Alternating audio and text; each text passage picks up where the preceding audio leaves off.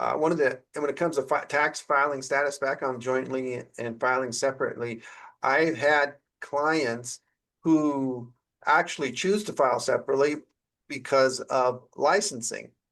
Like when Yep. I have a client who was so concerned because she's a registered nurse, and Yes. because of wanting to make sure her license was wasn't threatened, which I don't know what tax filing does in regard to licenses, but she wanted to make sure everything's right. And it took her husband forever to get his stuff because he was a farmer. And if you've ever dealt with farmers, you know how they can be.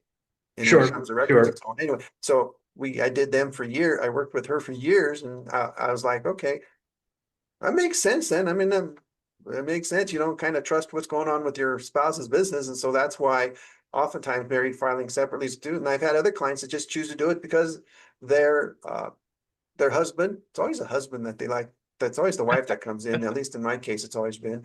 Uh, Comes in and just says, I want to file separately because my husband has his business and I just don't want to be a part of his business. Well, that's fine.